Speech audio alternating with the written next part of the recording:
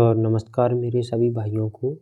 आज जैसा कि आप सब लोग जानते हैं कि आज जो है आरआरबी जेईई का एग्ज़ाम हुआ था और उसका जो फर्स्ट शिफ्ट का एग्ज़ाम था उसके हम मैथ के क्वेश्चन लेकर आपके लिए लेकर आए हैं।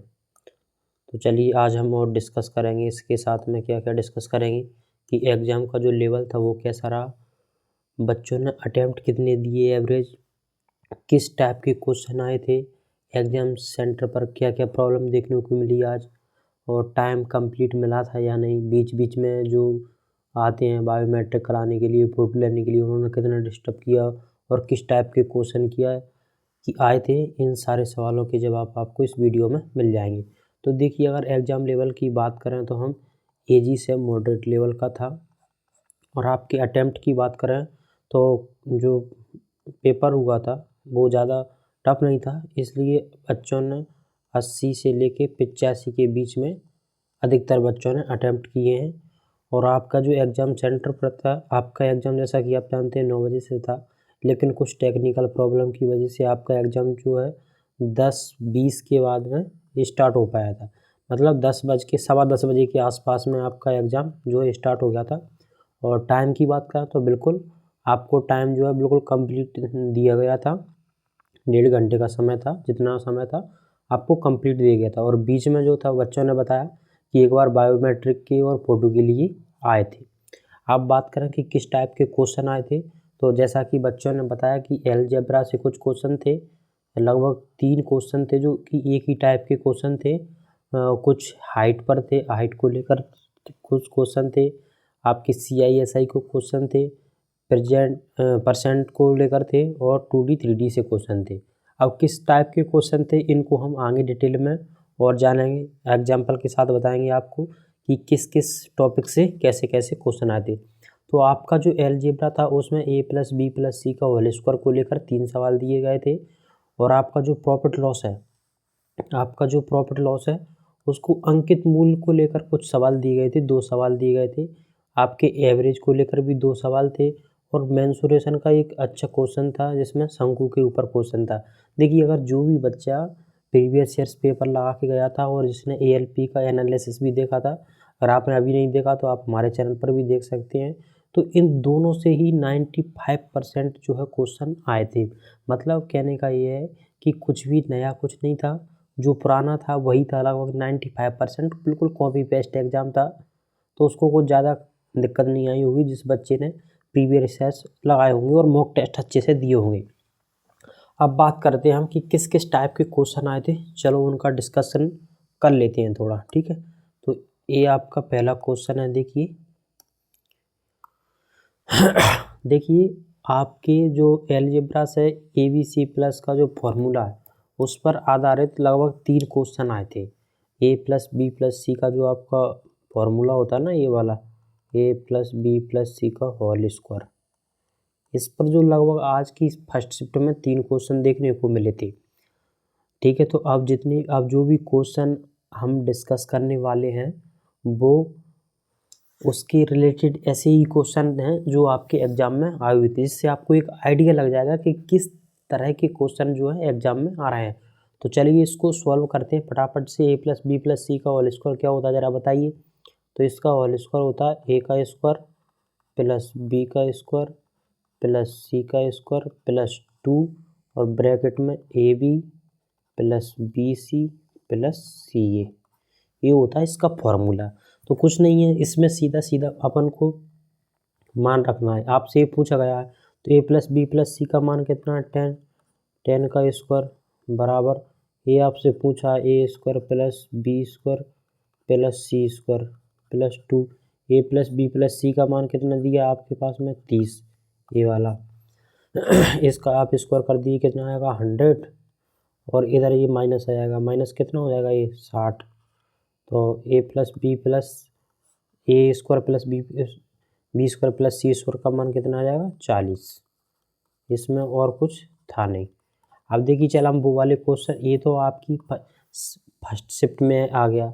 अब आपके आने वाले जितने भी एग्ज़ाम है, आपके जो कल एग्ज़ाम होगा, परसों एग्ज़ाम होगा, उसमें किस तरीके के क्वेश्चन बन सकते हैं हम थोड़ा उन पर भी चर्चा कर लेते हैं। देखिए, जो a+b+c का होल स्क्वायर है, इस पर और किस तरह की एग्जामिनर आपसे प्रश्न पूछ सकता है, चलो अब थोड़ा उनकी हम चर्चा कर लेते हैं। तो देखिए आपका इस टाइप का भी एक क्वेश्चन बन सकता है जिसमें आपको a plus B plus C की वैल्यू दे रखेगी और A square plus B square plus C square का भी आपको वैल्यू दे रखेंगे। आपसे पूछ लेंगे कि एक्स जेड बराबर वाई स्क्वायर है तो जेड माइनस एक्स का डिफरेंस क्या होगा। ये मैंने थोड़ा ऐसे लिख दिया है, उसकी लैंग्वेज में ऐसा था कि जेड और एक्स में अंतर बताइए। ठीक है, तो देखिए इस क्वेश्चन को आप दो तरीके से कर सकते हैं। एक तो आप स्मार्ट अप्रोच लगा सकते हैं। स्मार्ट अप्रोच कैसी, देखिए जब आपको इस तरीके का कोई वैल्यू दे रखा हो ना, तो आप क्या कर रहे हैं ना कि एक्स और वाई का कुछ ऐसा मान लीजिए अपनी तरफ से जिससे सेटिस्फाइस हो जाए। तो देखिए एक्स और जेड का अगर आप मल्टीप्लाई करते हो तो वो सी के बराबर होना चाहिए, सॉरी बाई के बराबर होना चाहिए, और ऐड करें तो 13,000। देखिए अगर मैं इसको बाई को 3 मानूँ तो 3 3 जा 9, तो ए स्क्वायर हो गया। तो मतलब अगर मैं एक्स और जेड का जो भी मान होगा वो गुणा में 9 होना चाहिए।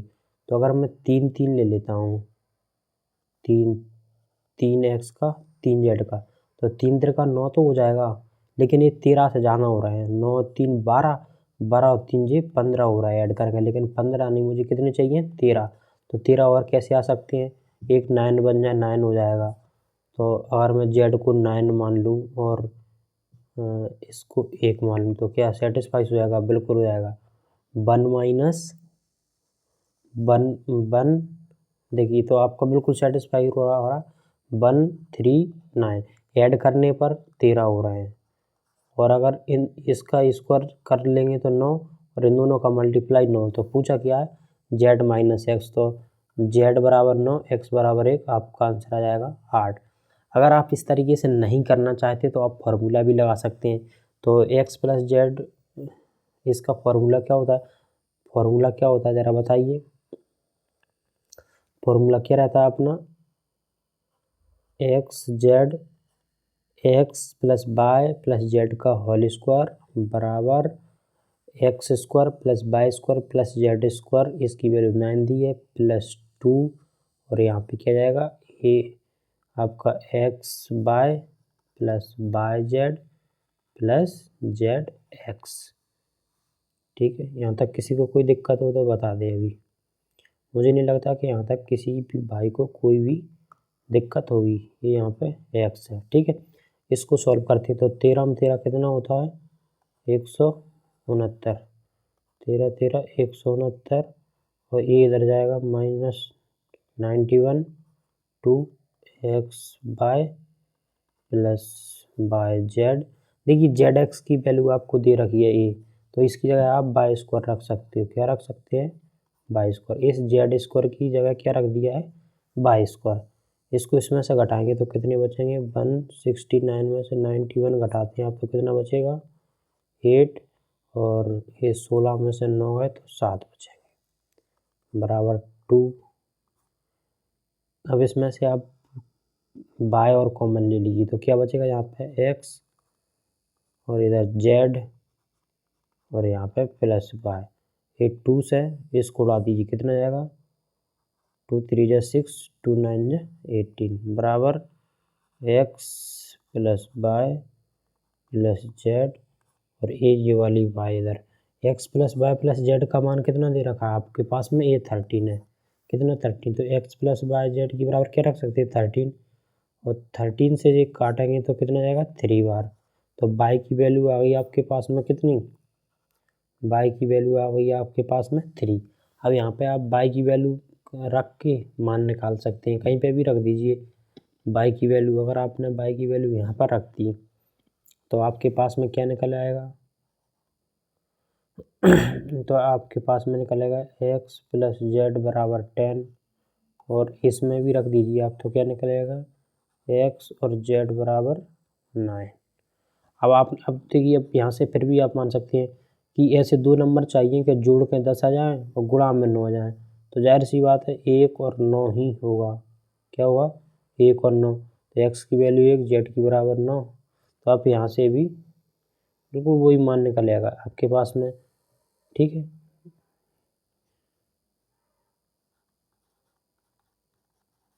अब आपने अंतर पूछा तो दोनों का अंतर बता दीजिए 8। ठीक है। और किस तरह का क्वेश्चन बन सकता है, ये किस टाइप का भी क्वेश्चन आपका एग्जामिनर आपसे पूछ सकता है। ये क्वेश्चन अच्छा क्वेश्चन है, थोड़ा इसमें आपको दिमाग लगाना पड़ेगा। आपको दिया है a प्लस बी प्लस सी बराबर 10 दिया है आपको, और ए का स्क्वायर प्लस बी का स्क्वायर प्लस सी का स्क्वायर बराबर आपको 38 दिया है। ए माइनस बी का होल स्क्वायर, बी माइनस सी का स्क्वायर और सी माइनस ए का स्क्वायर। आप वीडियो को रोकिए और इसको करने की ज़रा कोशिश कीजिए।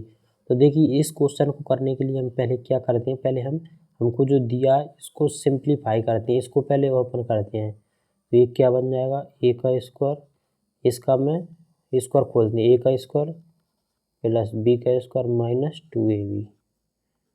इसका क्या बनेगा, बी का square plus C square minus 2bc। इसका क्या बनेगा, सी का स्क्वायर प्लस ए का स्क्वायर माइनस 2ac। ए के 2a तो कितने ए हैं, 2a स्क्वायर। बी कितनी है, 1 2 तो 2b का स्क्वायर। सी कितना है, 1 और 2 तो 2c स्क्वायर आ जाएगा। अगर माइनस, देखिए 2ab 2bc और 2ac, और मैं इसमें से 2 कॉमन ले लूँ तो ऐसे लिख सकते हैं ab plus bc plus ca। आपको दिख रहा है यहाँ पर ca। ठीक है। हाँ, इसमें से भी मैं 2 कॉमन ले लेता हूँ तो क्या बचेगा अब अपने पास में, a का स्क्वायर प्लस b का स्क्वायर प्लस c का स्क्वायर, और इसमें क्या बचेगा, minus 2ab plus bc plus ca। अब ध्यान से देखिए, a plus B plus C square का तो आपको ये मान दिया ही है, किसका मान चाहिए, A B plus B C plus C A का। और ये वाला मान हम कहाँ से निकाल सकते हैं, ज़रा बताइए। ये वाला मान निकाल सकते हैं ए प्लस बी प्लस सी के होल स्क्वायर से, तो उसका निकाल लेते हैं। कैसे निकालेंगे, इसका होल स्क्वायर कितना होगा, 10 का होल स्क्वायर बराबर क्या होगा, इसका ए प्लस बी प्लस 2, और यहाँ पे आ जाएगा आपका A B plus B C plus C A. ये मैंने किया है, इसका होल स्क्वायर में डायरेक्ट मान रख दिया जो आपका फॉर्मूला था, ए प्लस बी प्लस सी का होल स्क्वायर बराबर A square plus B square plus C square plus 2ab plus B C plus C A. इसी में ये फॉर्मूले में मान रखा, तो कितना आ जाएगा जी, 100 माइनस 38 और बटे में 2। मुझे नहीं लगता यहाँ तक किसी को कोई दिक्कत होगी। कैसे किया ये 100 है, 38 इधर आ गए तो माइनस क्यों है। अब इसको चलो छोड़ो, इसको ये अगली स्टेप में ले लेंगे। ठीक है। तो ये कितने बचे, 62, और अब ये 2 इधर आ जाएंगे, A B plus B C plus C A. तो इसका मान यहाँ पर रख देते हैं, तो कितना हो जाएगा, 2 ए प्लस बी प्लस सी का स्क्वायर कितना है, 38। तो ए हो गया 38 माइनस 2, इसकी वैल्यू कितनी दे रखी है आपको, 62/2। तो 2 से 2 कट जाएगा जी, कितना जाएगा, 2 8 16 की 6, 1 हासिल 2 3 6 और 1 7 माइनस 62। तो कितना बचेगा आपका, 40। यही आपका आंसर है। ठीक है। चलिए नेक्स्ट क्वेश्चन देखिए। अब इसके अलावा जितने भी आपके जो फॉर्मूले होते हैं ना, वो बहुत इंपॉर्टेंट है। ए प्लस बी प्लस सी का होल स्क्वायर क्या होता है, फटाफट से रिवाइज करते जाएंगे। ए प्लस बी का होल स्क्वायर क्या होता है, ए square plus B square plus 2ab। अच्छा, ये काम कहाँ पे आता है, ये काम जब आता है जब आपको इस टाइप का क्वेश्चन दिया रहेगा ना, और आपसे पूछेगा, सॉरी, आपसे इस टाइप का पूछेगा ना, ये बताइए, ये यहीं से निकल के आता है। डायरेक्ट क्या रहता है इसका, डायरेक्ट आप इसका निकाल सकते हैं ऐसे, p square minus 2, a minus b का होल स्क्वायर क्या रहता है, ए square plus B square minus का 2ab। देखिए माइनस है तो माइनस, प्लस है तो प्लस। ए प्लस बी का होल ए स्क्वायर प्लस बी स्क्वायर, ये इनसे ही बनता है ये वाला फॉर्मूला, इससे ए वाला फॉर्मूला इन्हीं से बन जाते हैं जी। अगला फॉर्मूला क्या याद रखना आपको, ए वाला ए स्क्वायर माइनस बी स्क्वायर, ये इस पर बहुत इंपॉर्टेंट है, इस पर क्वेश्चन बहुत बन जाते हैं। A square plus B square plus a minus b का स्क्वायर, ये भी बहुत इंपॉर्टेंट है। इससे तो ये दोनों फॉर्मूले बहुत इंपॉर्टेंट है, इससे बहुत क्वेश्चन बनते हैं। कैसे बनते हैं जी, ए प्लस बी स्क्वायर इधर नीचे आ जाएगा, ऐसे बन जाता है आपका ए स्क्वायर ए प्लस बी का whole square plus a minus b का होल स्क्वायर और बटे में ए स्क्वायर प्लस बी स्क्वायर बराबर 2। इस पे बहुत सारे एग्जाम बन थे कि एग्जाम्पल से देख लेते हैं एक ज़रा। ये क्या दे रखा है आपको, एक और formula a square plus B square minus का, देखिए यहाँ पर प्लस था, यहाँ पर माइनस है ना। कंफ्यूज नहीं होना आपको, बहुत पक्के से इनको याद कर लेना। इस पे भी बहुत सारे क्वेश्चन पूछता है एग्जामिनर। कैसे पूछता है, देखिए ये एक एग्जाम्पल दे रखा है जी, क्या ए प्लस बी का होल स्क्वायर माइनस ए माइनस बी का होल स्क्वायर और बटे में क्या दे रखा है ए बी, ए वाला फॉर्मूला, तो बराबर कितना हो जाएगा 4। समझ में आ गया, बराबर बराबर कितना हो जाएगा 4। नेक्स्ट क्यू वाला छोड़ दिया, ए क्यू वाले हैं, क्या है क्यू वाले क्या है, ए प्लस बी प्लस, देखिए अभी आपका फॉर्मूला आया था इस पे। अब जरूरी नहीं है कि एग्जामिनर इसी पर अगला शिफ्ट में इसी से क्वेश्चन पूछे है, वो किसी से भी पूछ सकता है। ए प्लस बी का होल क्यू से पूछ सकता है, हो सकता है इसका क्यू से पूछ ले। तो आपको सभी के सभी फॉर्मूले रिवाइज कर लेना है। ए प्लस बी का होल क्यू क्या होता है, ए का क्यू प्लस बी का क्यू 3ab ए प्लस बी, इस तरीके से याद कर सकते हैं आप इसको। माइनस वाले में सभी जगह माइनस आ जाता है, ए का cube minus B cube minus 3ab minus ए बी। बाकी के जो फॉर्मूले हैं वो ये दोनों फॉर्मूले इसी से निकले हुए हैं। इससे आप इसको भी याद रख सकते हैं, एक ए का क्यू प्लस बी का क्यू बराबर होता है a plus b a square plus B square minus A b. सबसे इम्पोर्टेंट ये वाला formula a plus B plus सी का होल क्यू क्या होता है, ए का क्यू प्लस बी का क्यू प्लस सी का cube plus 3a square b plus सी,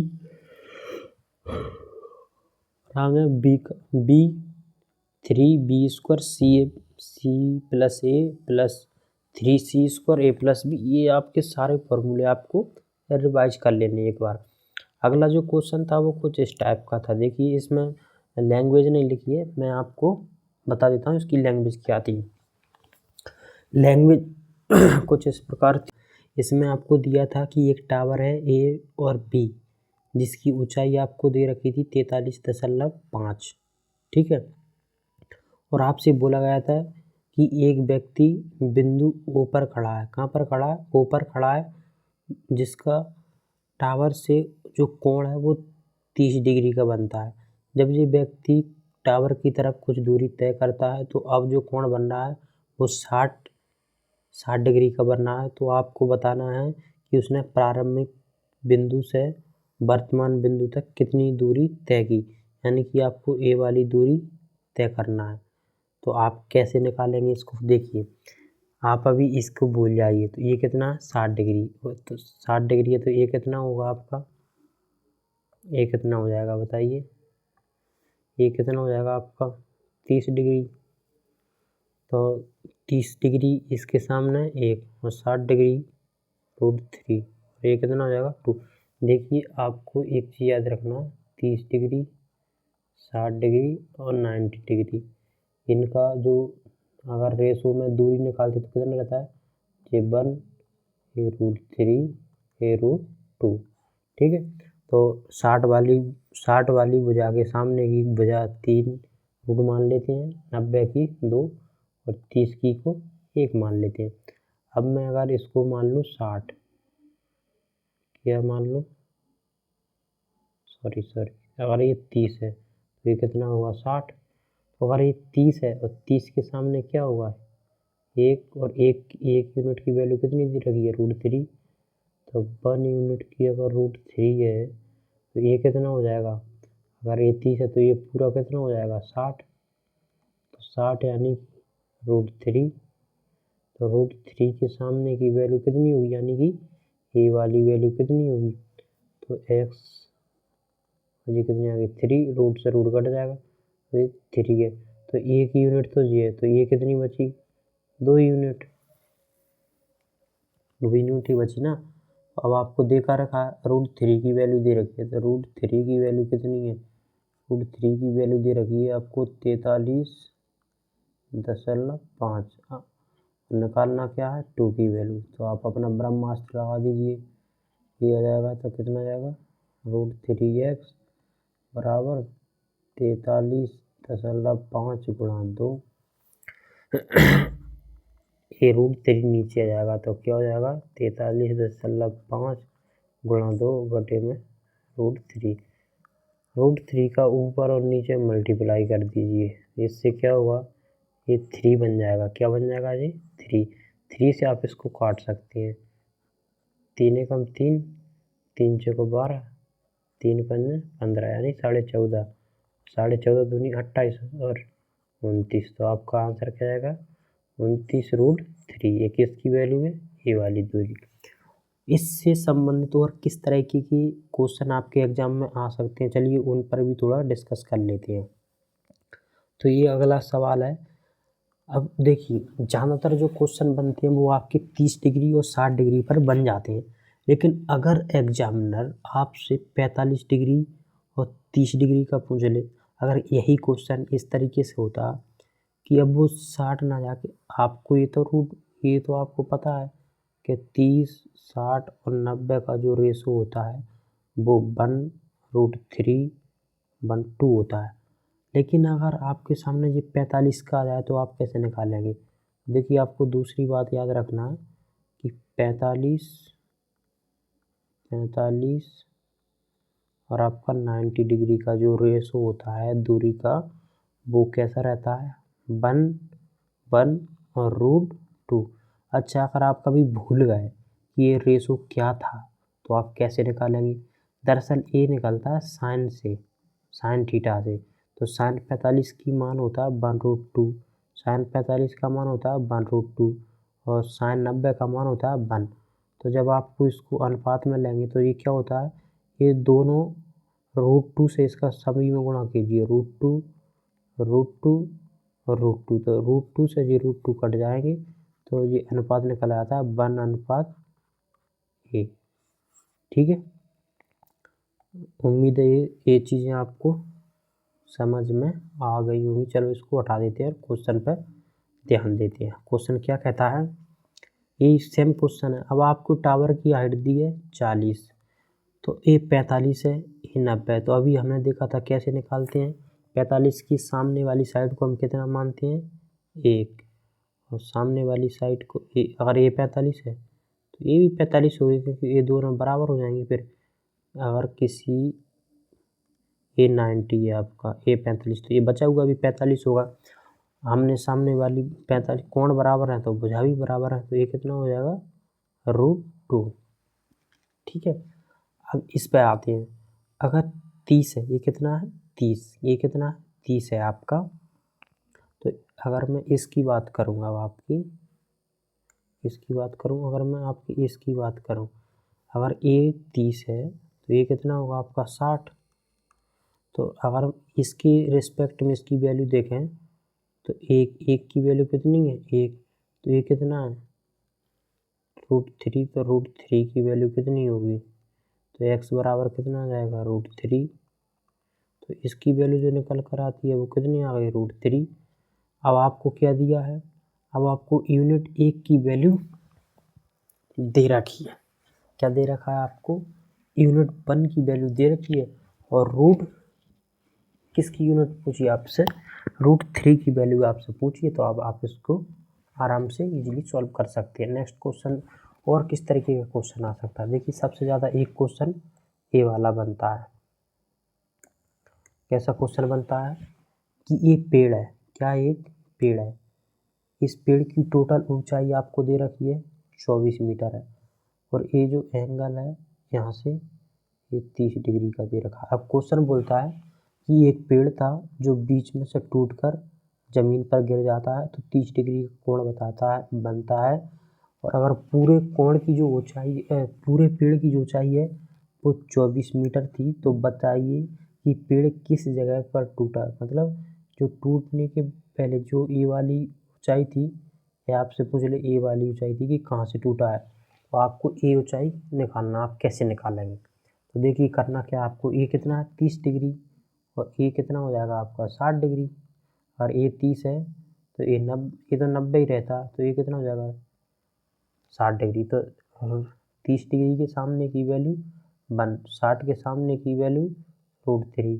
90 के सामने की 2। अब मुझे एक बात बताइए कि अगर कोई पेड़ है और ये यहाँ से टूटेगा तो ये ज़मीन पर आएगा इस तरीके से टूट के, ये टूट के इधर आ जाएगा। तो अब आप एक बात बताइए कि जितना लंबा जो ऊपर होगा वो यहाँ से टूट के गिरा तो वही तो इतना हुआ। आप अपने यहाँ के पेड़ का इमेजिन करिए कि एक पेड़ बीच में से टूटता है, तो वो टूटता वही वाला हिस्सा तो इधर आता है, तो इसका मतलब जे वाला हिस्सा और जे वाला हिस्सा बराबर हो गया। समझ गए, ये दोनों हिस्सा कैसे हो जाते हैं बराबर। तो अगर ए वाला हिस्सा A2 है तो ए वाला भी कितना होगा 2, यानी कि A2 यूनिट है, ये आपकी 1 यूनिट है, तो टोटल पेड़ का ये कितना होगा 3, और 3 यूनिट की वैल्यू आपको दे रखी है कितनी 24। अब आपसे पूछा कि पेड़ कहाँ से टूटा था, तो इसकी ऊंचाई कितनी है यूनिट 1, तो 1 यूनिट की वैल्यू क्या हुई, अपना ब्रह्मास्त्र लगा दिए, 3 8 24, 1 यूनिट की वैल्यू आ गई आपकी 8 मीटर। ठीक है, एक क्वेश्चन और बनता है इससे। क्वेश्चन कैसे बन जाता है, आपसे बोल देगा कि एक सड़क है, क्या एक सड़क है 60, जिसकी जो 60√3 मीटर चौड़ी एक सड़क है। सड़क के दोनों किनारे में समान लंबाई के 2 खंभे खड़े हैं, P और Q 2 खंभे खड़े हैं। आपको इनकी ऊंचाई ज्ञात करना है। अगर इनके द्वारा बनाए गए सड़क पर जो कोण है वो क्रमशः 30 डिग्री और 60 डिग्री है, तो इसकी लंबाई की, तो आपको इन दोनों की ऊंचाई बताना है। ये दोनों समान है तो समान ही ऊंचाई होगी।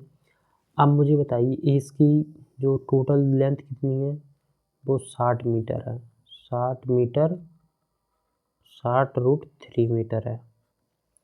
अगर ए कितना है 60 है, तो ए कितना होगा, ये तो आपका हमेशा 90 ही रहेगा, ये कितना होगा आपका 30। अगर ए 60 है तो इसकी वैल्यू कितनी होगी √3, तो इसकी वैल्यू कितनी होगी 1 और इसकी वैल्यू 2। अब क्या बोला है आपसे कि दोनों की लंबाई समान है, तो इसकी लंबाई अगर √3 है तो इसकी भी हमें √3 मानना पड़ेगी। लेकिन जो 30 वाली भुजा के सामने का मान कितना होता है 1, तो 1 यूनिट की वैल्यू आपकी √3 बन जाएगी। तो ए कितनी है 60, तो 60 के सामने कितना आएगा, 60 के सामने कितना आएगा, आपके पास में 1 यूनिट की वैल्यू कितनी है √3, और √60 का मान कितना रहता है 60, तो √3 का मान कितना निकल कर आएगा, तो x बराबर आ गया 3, यानी इस यूनिट की वैल्यू कितनी आ गई 3। देखिए कोण के हिसाब से तो यहाँ पे 3 और 1 आ रहा है, लेकिन इसके रिस्पेक्ट में देखेंगे अगर इसको 3 माना, क्योंकि दोनों बराबर है तो इसको भी √3 करना पड़ेगा। तो 1 यूनिट की वैल्यू अगर 3 है तो रियल में जो वैल्यू निकल के आएगी वो कितनी निकल के आएगी 3। तो 1 और 3 टोटल दूरी कितनी कोई सड़क की 4 और 4, लेकिन वास्तव में दे कितनी रखी है 60√3।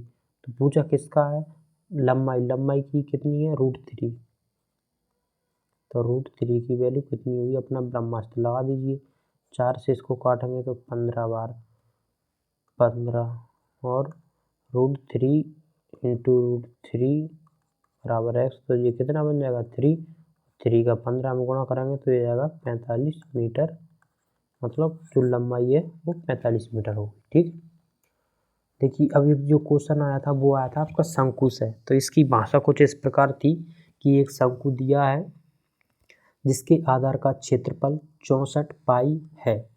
ध्यान से क्वेश्चन को सुनिए और करने का ट्राई कीजिए। आपको एक शंकु दिया है जिसके आधार का क्षेत्रफल आपको दे रखा है 64 पाई, साथ में आपको तिर्यक ऊंचाई दे रखी है 17 सेंटीमीटर। कितनी? 17 सेंटीमीटर।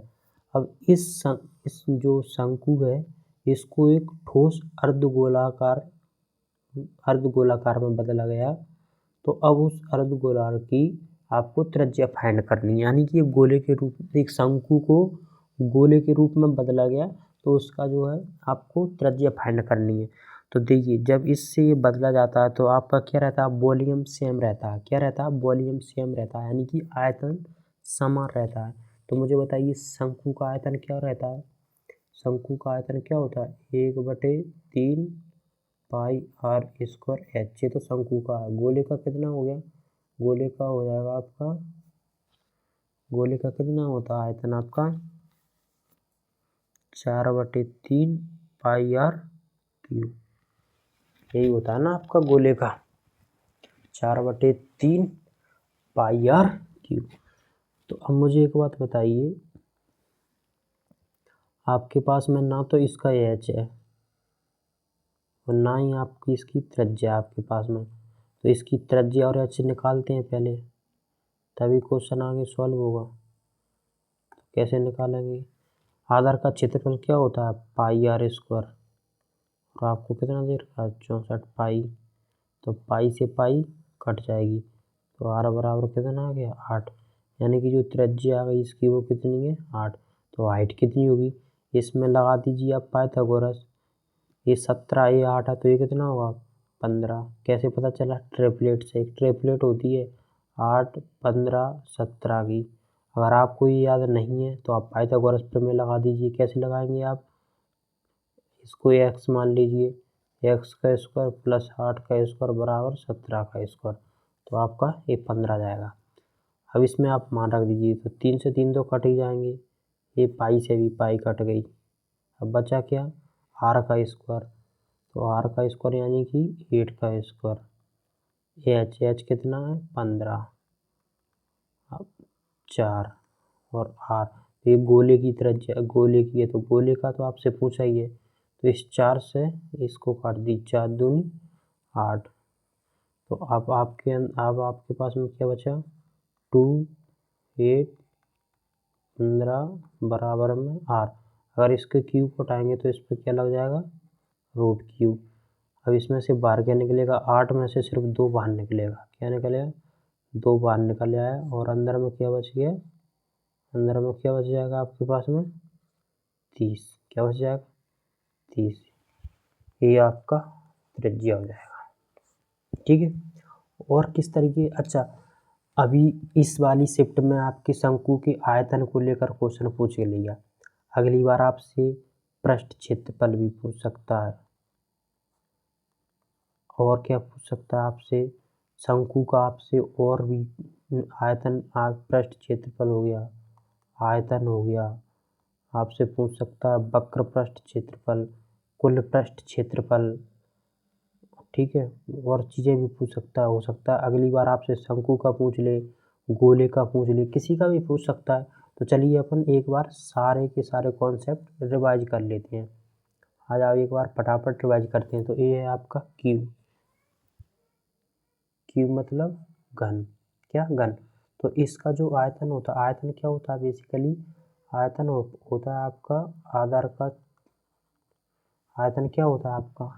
आपका आयतन होता है, आपका आयतन होता है आपका आधार का क्षेत्रफल, आधार का एरिया इंटू ऊंचाई। क्या होता है? आधार का क्षेत्रफल इंटू ऊंचाई। ये आपका क्या होता है?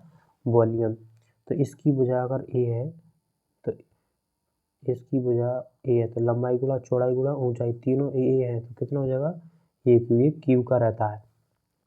कर्व सरफेस एरिया मतलब पृष्ठ, वक्र पृष्ठ क्षेत्रफल, इनका पृष्ठ क्षेत्रफल यानी इसकी चारों दीवारों का क्षेत्रफल कितना हो जाएगा, तो एक दीवार का क्षेत्रफल ए स्क्वायर है तो चारों दीवार का 4a स्क्वायर हो जाएगा। अगर टोटल सरफेस एरिया पूछ ले आपसे तो कितना हो जाएगा 6a स्क्वायर। अब बात करें किसकी, घनाभ की, तो घनाभ का जो आयतन होता है वो कितना होता है, लंबाई चौड़ाई गुणा ऊंचाई। इसकी अगर आप वक्रपृष्ठ क्षेत्रफल की बात करें यानी कि कर्व सरफेस एरिया में चारों दीवारों का क्षेत्रफल, तो चारों दीवारों का क्षेत्रफल क्या होता है, देखिए सामने वाली इन दोनों का अगर आप देखेंगे तो कितना होता है 2LH और LB, ये आपको डायरेक्ट याद रखना है। और टोटल सरफेस एरिया की बात करते हैं तो आपका 2LB plus LH plus BH। अब बात करते हैं आप सिलेंडर की। सिलेंडर का वॉल्यूम कितना होता है, आधार का क्षेत्रफल पाई आर स्क्वायर और हाइट आपकी h हो जाती है। और अगर आप इसकी जो है आधार का क्षेत्रफल तो ये हो गया, अगर आप इसकी वक्रपृष्ठ क्षेत्रफल की बात करते हैं यानी इसकी पार्श्व तो कितना हो जाएगा 2πRH। और अगर इसका टोटल सरफेस एरिया की बात करें तो ये आप इसमें क्या और जुड़ जाता है आपका पाई आर स्क्वायर, 2πR स्क्वायर और जुड़ जाता है। अगर आप कोण की बात करोगे तो दरअसल जो कोण होता है तो इसी का तीसरा भाग होता है, 1 2 3। तो आपका जो सिलेंडर है सिलेंडर का 1/3 भाग ही इसका आयतन हो जाएगा पाई आर स्क्वायर और इसका एक थर्ड। अब इसमें जो इसका ये वाला सरफेस एरिया होता है वो होता है पाई आर एल, क्या होता है पाई आर एल। अगर आप टोटल सरफेस एरिया की बात करते हो तो इसमें आधार का नीचे और जुड़ जाता है मतलब पाई आर स्क्वायर, तो क्या बन जाता है ये वाला बन जाता है। बात करें गोले की तो गोले का किससे बनता है, तो आपका जो गोला बनता है वो बेसिकली आपके 4 शंकु से मिलकर बना होता है। इस टाइप के आपके शंकु रहते हैं 4, इनसे मिलकर आपका बना होता है 4 शंकुओं से। तो इसी का 4 गुना जो हो जाता है गोले का 4/3 पाई आर क्यूब। आज एच और इसका इसमें दरअसल एच और आर बराबर होता है इसलिए आर क्यूब हो जाता है। अगर आपकी इस क्षेत्रफल की बात करें तो 4πR स्क्वायर कैसे बनता है, एक गोले का कितना होता है पाई आर स्क्वायर। तो इस तरीके के 4 शंकु के जो 4 ऊपर वाले भाग रहते हैं इनका रहता है 4πR स्क्वायर, इसका टोटल वो ही रहता है। अगर आप अर्ध कोण की बात करोगे इसकी तो इसका क्या हो जाएगा, वॉल्यूम कितना हो जाएगा जस्ट इसका आधा 2/3 पाई आर क्यूब। और इसके अगर सरफेस एरिया की बात करेंगे 2πR क्यूब। अगर आप टोटल सरफेस एरिया की बात करेंगे तो इसमें पाई आर क्यूब ये वाला और भाग जुड़ जाता है। ठीक है, आपको पूरा की पूरा रिवाइज करना है। अब आपको जो आपके अलग से और क्वेश्चन आए थे उस पर भी चर्चा कर लेते हैं। एक क्वेश्चन इस टाइप का था, मैंने इसको समझाने के लिए आपको एक लैंग्वेज वाला क्वेश्चन ले लिया है जिससे आपको जल्दी से समझ में जाएगा। कुछ क्वेश्चन इस प्रकार का था कि एक वस्तु है जिसका क्रय मूल्य आपको दे रखा था 100, आपको क्रय मूल्य कितना दे रखा था आपको 100, और ध्यान से पढ़ी इसको करने की कोशिश की। इसको 5% की हानि पर बेचा जाता है और अर्जित धन से खरीदी गई एक अन्य वस्तु को फिर से 5% के लाभ पर बेच दिया जाता है, तो सौदे में अंतिम लाभ और हानि क्या हुआ। इस क्वेश्चन को आप समझिए कि एक व्यक्ति है, इसने किसी वस्तु को जो है 1000 रुपये में खरीदा, ठीक है। इसने अब क्या किया कि 5% की हानि पर बेच दिया। अब बेचकर जो पैसे मिले थे उससे इसने क्या किया कि एक वस्तु को खरीदा और फिर से उसको 5% के लाभ पर बेच दिया। तो आप यहाँ पे सक्सेसिव केस भी लगा सकते हो। कैसे, देखिए कैसे, इसने 5% की हानि पे बेचा यानी कि इतने में इसने दूसरी वस्तु को खरीद लिया। इसके बाद में इसने 5% के लाभ पर फिर से इसको बेच दिया। तो आप इस तरीके से इसको निकाल सकते हैं। या आप दूसरा तरीका आप ऐसे डायरेक्ट लगा सकते हो, इसने पहले 5% की हानि पे बेची फिर 5% की लाभ पे बेचा, तो इस तरीके से क्या बन जाएगा जी आपका, ये तो 0 हो जाएगा और ये बन जाएगा आपका 0.25। तो कितना बन जाएगा आपका, अगर आप 1000 का 0.25% निकालोगे तो 2 0 से 2 0 जो कट जाएंगे तो आपका क्या बचेगा 2.5, ठीक है। इस अगला और क्वेश्चन कैसा था, एक क्वेश्चन इस टाइप का भी था।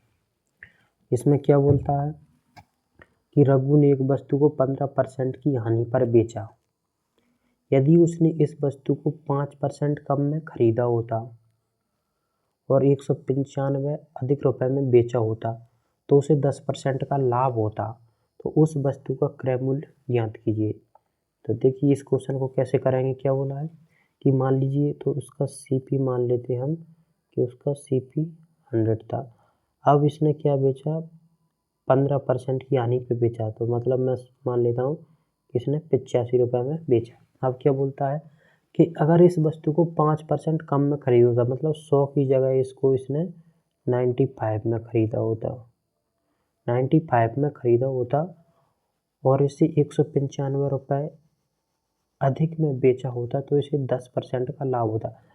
अगर 95 रुपये में इसको 110% यानी कि 10% के लाभ पर बेच दूँ तो मेरा जो भी SP निकल कर आएगा वो कितना अधिक होगा, 195 रुपये में।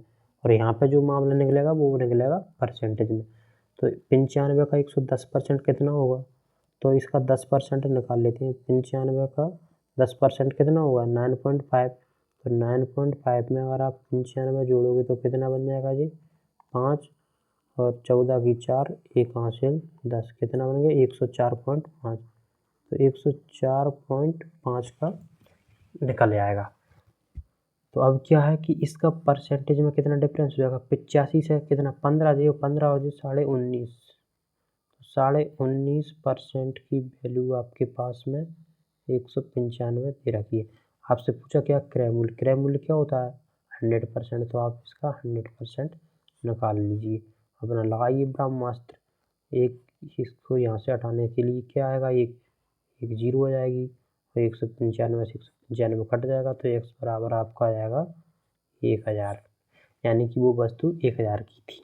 ठीक है, देखिए ये क्वेश्चन सेम नहीं था, एक क्वेश्चन तो बुक से लिया गया है, लेकिन इस टाइप का क्वेश्चन आया था इस लैंग्वेज से मैंने आपको समझाने का कोशिश किया है। एक क्वेश्चन जो बच्चों ने बताया, कुछ एक क्वेश्चन इस प्रकार का भी था।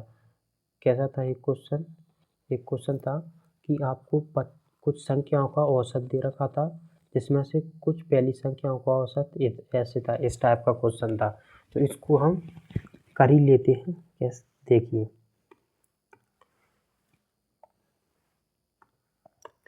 क्वेश्चन क्या दिया है कि 25 संख्याओं का औसत 55 है।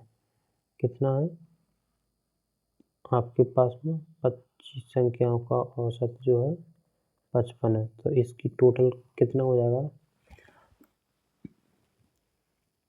संख्या।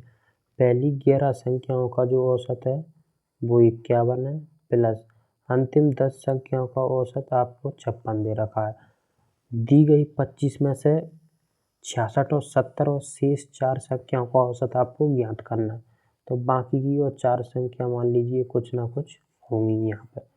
पहले इसका जोड़ लेते हैं, तो इनका कितना बनेगा 55 और 25 का गुणा करेंगे तो कितना आएगा, 25 पंजे 125, 12 हासिल, 25 पंजे 125, 125 और 12 हो जाएंगे आपके 137 बराबर।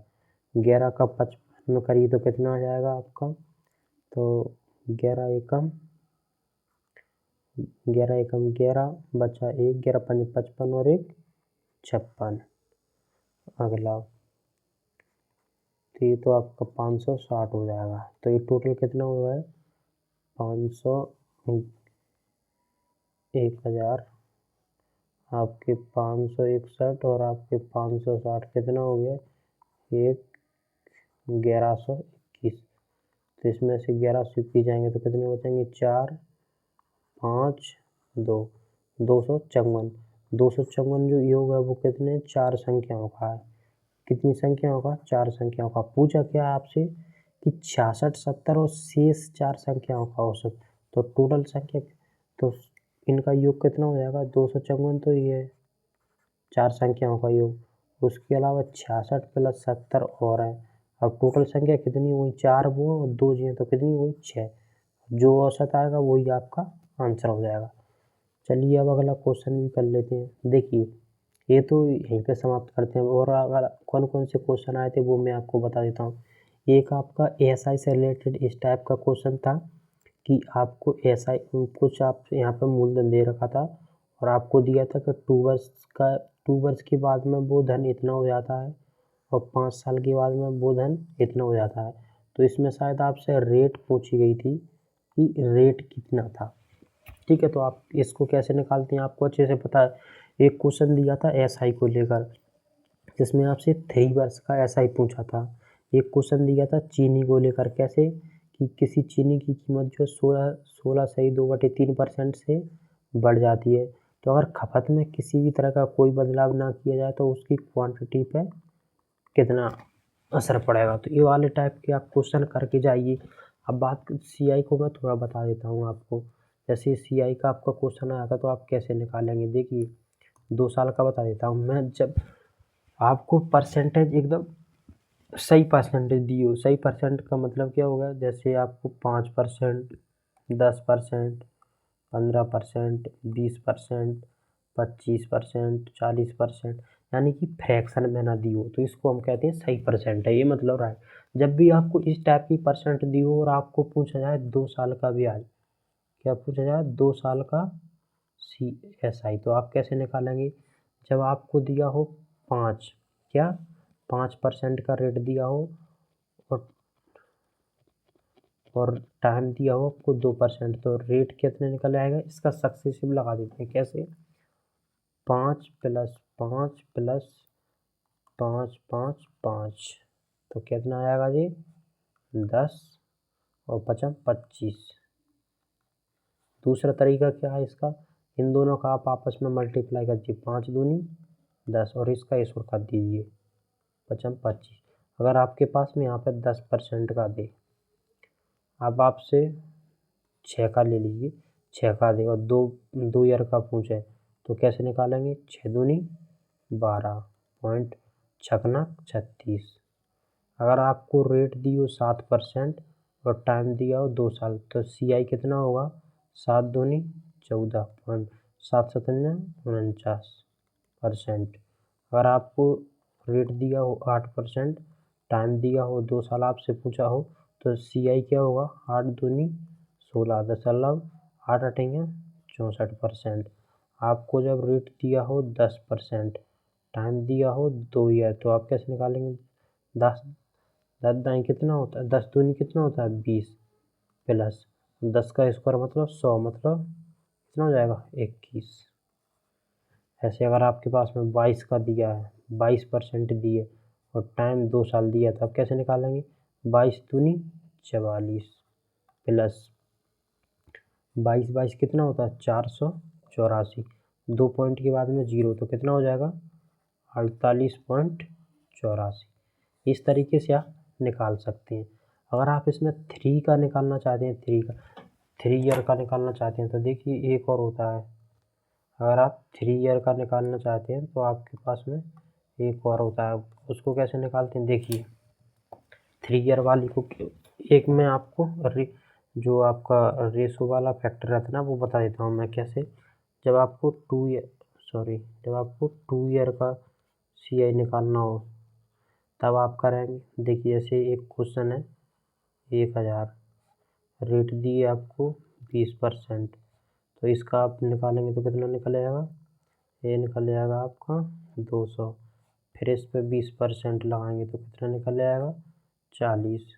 तो अगर 2 साल का निकालना है तो इसमें 2 का गुणा करिए, यहाँ पे 1 का गुणा करिए, तो ये रहता है मल्टीप्लाई वाला, तो 2:1 वाला। अगर 3 का पूछा हो 3 ईयर का, मतलब यहाँ पर 2 का गुणा करेंगे 1 का करेंगे। अगर 3 का पूछा होता तो कितना करते, 3 3 1। अगर 4 ईयर का पूछ लेता तो आप करते 4 का, फिर 6 का, फिर 4 का, फिर 1 का। अगर आपसे 5 का पूछ लेता तो आप करते आप 5 का, फिर 10 का, फिर 10 का, फिर 5 का, फिर 1 का। इनको याद कैसे रखेंगे यार, ये तो भूल ही जाएंगे। देखो कैसे रखना है, जिस भी ईयर का 2 का तो याद रहेगा, 2 और 1। उसके बाद में तीसरे पे बात करते हैं, जिस भी ईयर का आप निकाल रहे हो, 3 ईयर का निकालना है तो सबसे पहले 3 लिख लीजिए। उसके बाद में जो दूसरी ईयर के ना इनको जोड़िए और फिर लास्ट में 1 का 1 आ जाएगा। इसी तरीके से 4 का, तो 4 का निकालना है तो 4 की जगह पे 4 तो 4 आ जाएंगे। उसके बाद में इन दोनों को जोड़ के कितना लगेंगे 6, फिर इन दोनों को जोड़ के कितना आ गया 4 और लास्ट में 1 का 1। इसी तरीके से 5 का है, 5 ईयर का निकालना है तो पहले तो 5 आ जाएंगे, उसके बाद में इन दोनों को जोड़ के 10 हो गया, फिर इन दोनों को जोड़ के 10 हो गया, फिर इन दोनों को जोड़ के 5 हो गया, लास्ट में 1 का 1। इसी तरीके से 6 का निकालेंगे तो 6 का 6 जाएगा, उसके बाद में इन दोनों का जोड़ के कितना 15, फिर इन दोनों का जोड़ के 20, फिर इन दोनों का जोड़ के 15, फिर इन दोनों का जोड़ के 6 और फिर इनका। अगर 6 साल का निकालना हो तो ऐसे निकाल लेंगे। ये वीडियो आपको कैसी लगी? अगर एनालिसिस पसंद आया हो तो प्लीज़ चैनल को सब्सक्राइब करना बिल्कुल भी ना भूलें, और हम जितने भी एग्ज़ाम होंगे कोशिश करेंगे सबका एनालिसिस इसी तरीके से करवाने की, तो प्लीज़ चैनल को सब्सक्राइब कर लें।